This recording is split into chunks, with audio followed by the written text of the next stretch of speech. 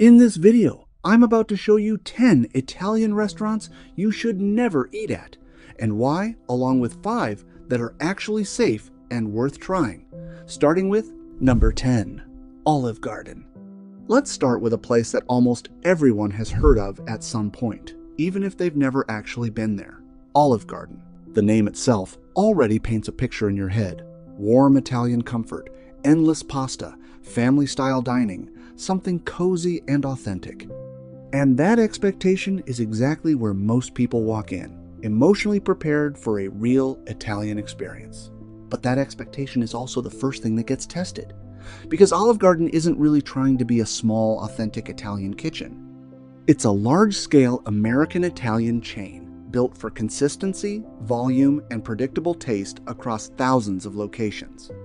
That means the focus is not on regional authenticity or traditional slow-cook depth. It's on standardized recipes that can be replicated everywhere without variation. And you can feel that in the experience. The food is designed to be familiar rather than surprising.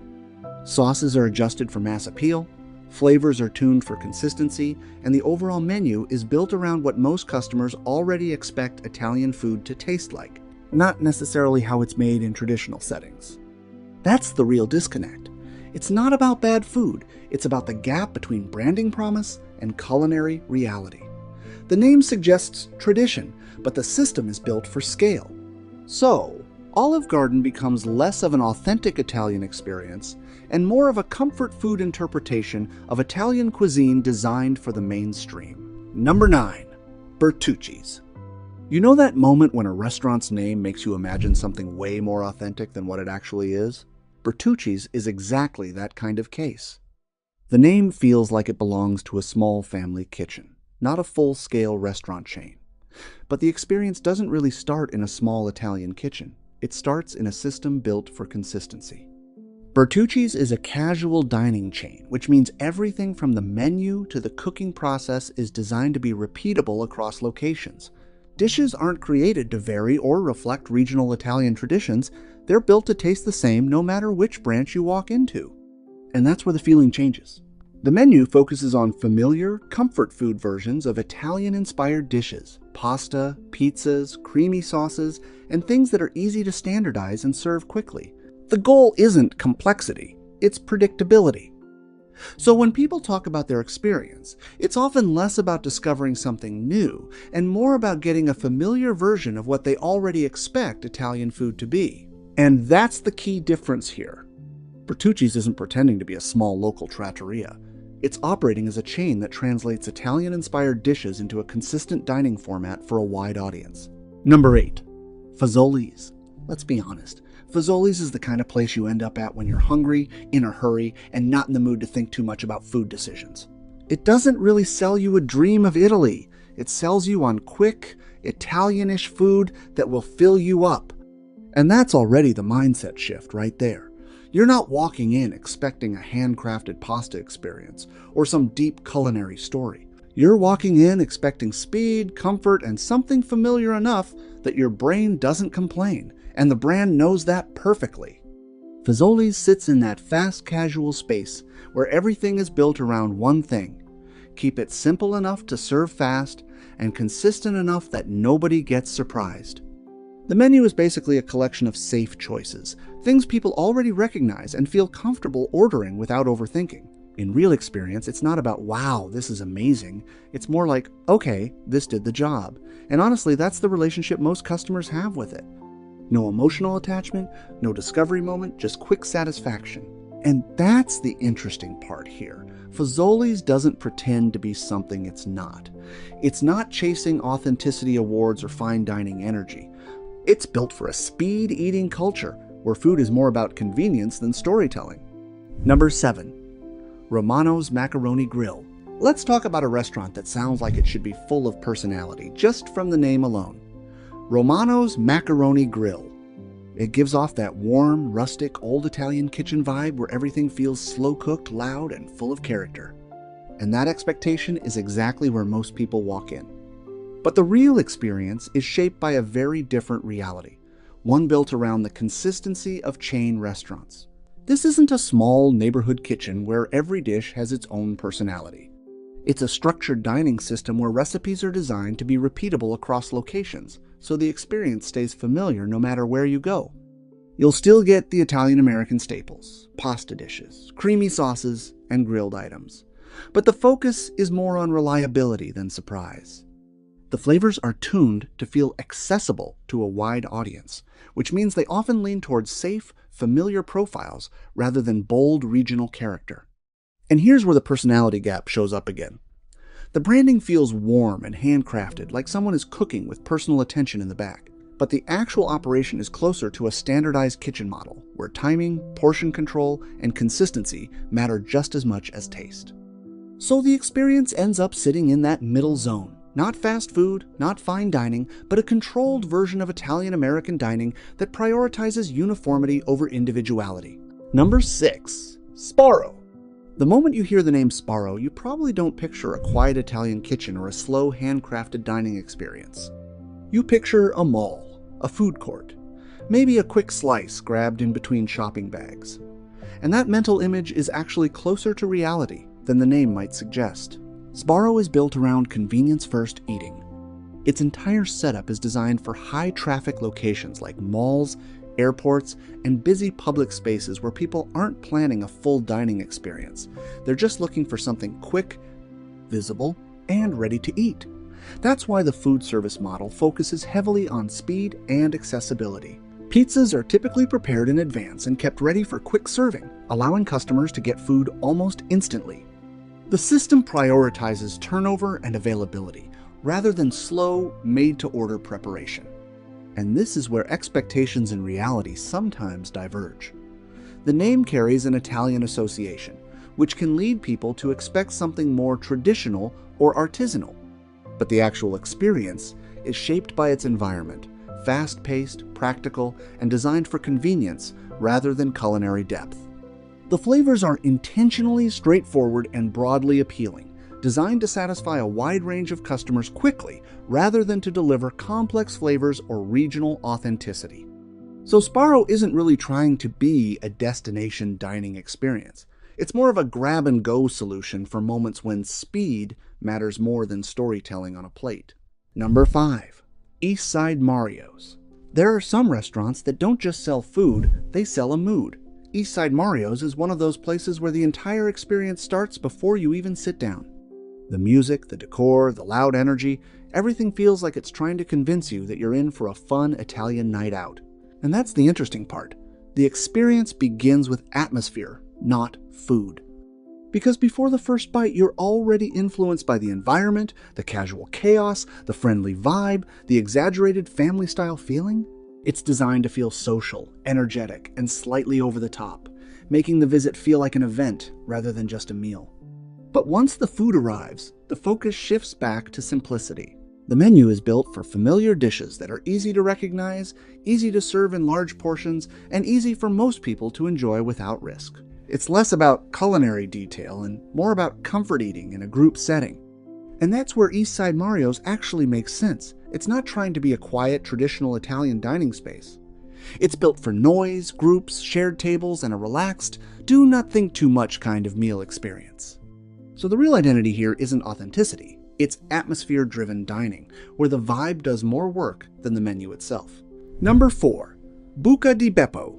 Buca di Beppo is not the kind of restaurant that tries to be subtle. It literally walks in like it wants your attention. From the decor to the portions, everything feels turned up to maximum volume, like the entire place is designed for groups, not individuals. And that's the first thing you notice. This is not a quiet dinner type of experience. The whole setup is built around sharing. Big plates, crowded tables, loud atmosphere, it all pushes you toward group-style eating where food becomes part of the social chaos rather than a focused experience. You don't really sit there thinking about each dish individually, you're just part of the table energy. And the menu follows the same idea. It leans heavily on familiar Italian-American comfort food, but everything is scaled up for impact rather than refinement. It's less about subtle flavors and more about quantity, familiarity, and easy crowd satisfaction. So the real identity of Buca di Beppo isn't authenticity or culinary depth. It's experience-driven dining where the fun is in the noise, the sharing, and the oversized presentation.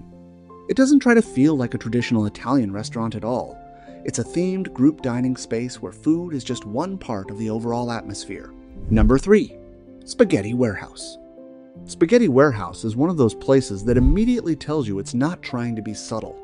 Even the name sounds like a theme rather than a restaurant, and that's exactly the experience it delivers. This is a casual dining chain that originally became known in the US for its heavily themed interiors and large group-friendly seating. Some locations were even set in converted warehouse-style buildings, which helped create that industrial, old-world Italian atmosphere it's famous for. And that's the first layer of the experience. The environment does a lot of the talking before the food even arrives. The menu is built around classic Italian-American comfort dishes, especially pasta-based meals, served in large portions meant for sharing or hearty individual servings. It's designed for consistency and broad appeal, not regional Italian specificity. In real-world use, the food experience remains predictable. You'll find familiar flavors like marinara-based pastas, baked dishes, and cheese-heavy comfort plates. Nothing experimental, everything is structured to feel safe and recognizable for a wide audience. But what really defines Spaghetti Warehouse is how it blends dining with atmosphere. It's less about culinary discovery and more about eating inside a themed environment where the setting is intentionally part of the entertainment. Number 2. Johnny Carino's. Johnny Carino's is one of those names that sounds like it should belong to a small, family-run Italian kitchen, something personal, maybe even a bit rustic. And that's exactly the kind of expectation people carry in before they even look at the menu. But the moment you understand what this place actually is, the picture shifts a bit. Johnny Carino's is a casual dining chain that focuses on Italian-American style food, prioritizing consistency across locations over regional authenticity or handcrafted variation. That means the entire system is designed around repeatable recipes, predictable flavors, and service that works the same way everywhere. The menu reflects that approach clearly. You'll find familiar dishes like pasta plates, creamy sauces, and grilled entrees, all structured to appeal to a wide audience, rather than to showcase the depth of traditional Italian cooking. It's comfort food first, cultural experience second. And in real-world dining, that's exactly how it feels. You get large portions, familiar taste profiles, and a straightforward dining experience that doesn't try to surprise you. It's built for reliability and easy group dining rather than culinary exploration. So the key thing here isn't that anything is wrong with it, it's that the branding creates a slightly more traditional expectation than what the chain model is actually designed to deliver. It sits in that space where the name feels more personal than the system behind it actually is. Number 1. Villa Italian Kitchen. You've probably walked past Villa Italian Kitchen more times than you can remember without ever really stopping to think about it. It's one of those mall-based spots that blend into the background noise of food courts, bright signage, a quick service counter, and food already sitting behind glass, ready to go. And that setting already tells you a lot about the experience before you even order. Villa Italian Kitchen is built around speed and convenience inside high-traffic environments like malls. That means the entire model is focused on pre-prepared or fast-assembled Italian-American dishes that can be served quickly to customers who are usually in transit, shopping, or just grabbing a quick meal between activities. The menu is familiar, on-purpose pizza slices, pasta dishes, and basic Italian-style comfort foods that don't require much explanation or decision-making. It's designed so you can look, point, and eat within minutes. In real use, the experience is straightforward. The food is consistent, filling, and functional for its environment, but it's not aiming to replicate a slow, traditional Italian dining experience. It's built for volume service, where speed and availability matter more than culinary depth, and that's the key takeaway here. Villa Italian Kitchen isn't trying to be a destination restaurant. It's a convenience-based food stop inside a larger system of movement and activity. But don't worry, it's not all bad. There are actually 5 Italian restaurants that are better choices, more reliable, and actually worth your money, starting with number 5, Eataly. Ever walked into a place that doesn't feel like a restaurant first, but more like a full Italian food universe? That's Eataly. It's not just about sitting and eating. It's about walking through aisles of ingredients, fresh produce, and prepared food counters, all in one space. And that's what makes it stand out. Instead of a traditional order and eat setup, Eataly blends dining with a market-style experience. You can grab fresh pasta, watch food being prepared, or sit down for a proper meal, all in the same environment. It feels more interactive than a standard restaurant visit. The food philosophy here is also more ingredient-focused. The emphasis is on freshness, regional inspiration, and simpler preparation styles that let the core ingredients stand out rather than being hidden under heavy sauces or over-processing. So the experience becomes more than just eating, it's exploring. You're not just a customer at a table. You're moving through a curated food space where everything connects back to Italian culinary culture in a more authentic feeling way. Number 4. Maggiano's Little Italy.